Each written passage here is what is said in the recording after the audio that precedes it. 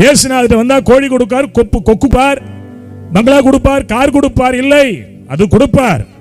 ஆனால் ஒன்றை கொடுப்பார், நித்தியத்தை உங்களுக்கு கொடுப்பார். இந்த உலகத்தில் இல்லாத, உலகத்தில் யாரும் கொடுக்க முடியாத ஒரு நித்திய வாழ்வை தெய்வம் உங்களுக்கு கொடுப்பார்.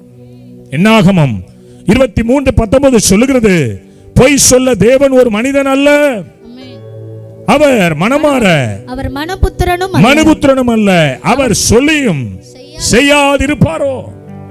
ஒருவேளை எனக்கு தெரியலங்க, ஆண்டவர் மிக சீக்கிரத்தில் வரப்போகிறார்.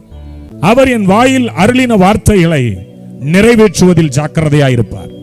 இன்னைக்கு ஆண்டவர் சொன்னார், நான் சீக்கிரத்தில் வரப்போகிறேன். அல்லேலூயா சொல்லுங்க, அல்லேலூயா சொல்லுங்க. மத்தேயு 24:44 சொல்லுது, நீங்கள் நிலையாத நாழிகையில மனுஷகுமாரன் வருவார். மனுஷகுமாரன் பிதாவின் மகிமை பொருந்தினவராய் தம்முடைய தூதரோடு கூட வருவார்.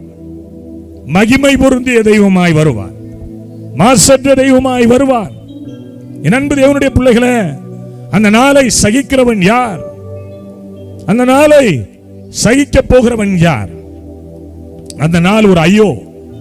நீதிமான்கள், கர்த்தருக்கு பயந்து நடக்கிறவர்கள், கர்த்தருக்காக வைராக்கியமாய் ஓடிக்கொண்டிருக்கிறவர்கள் எடுத்துக் கொள்ளப்படுவார்கள்.